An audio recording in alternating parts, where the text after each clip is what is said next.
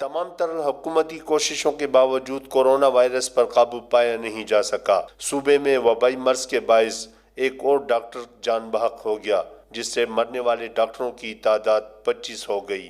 صوبائی حکومت کی جانب سے وبائی مرض پر قابو پانے کے لیے ایک اعلامیہ کے ذریعے کئی بنیادی اقدامات کیے گئے ہیں، جس کے تحت ریسٹورنٹ میں کھانے پر اور جیل میں ملاقاتوں پر پابندی عائد کر دی گئی ہے۔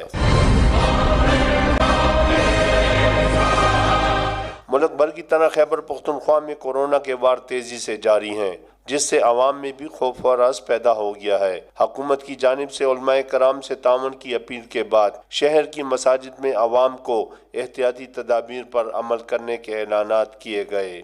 بزرگ بچے اپنے گھر آؤن، نماز سے آؤن، سنتا گھر پڑھن، فرض مسجد دے وچ پڑھن، صابن دے نال ہاتھ بار بار دھون۔ محکمہ صحت کی تازہ رپورٹ کے مطابق خیبر پختونخوا میں 24 گھنٹے کے دوران کورونا کے 218 نئے کیسز کا اضافہ ہو گیا، جبکہ 3 افراد اپنی زندگی کی بازی ہار گئے۔ صوبے میں کورونا سے متاثرہ افراد کی تعداد اب 47,919 تک پہنچ گئی ہے۔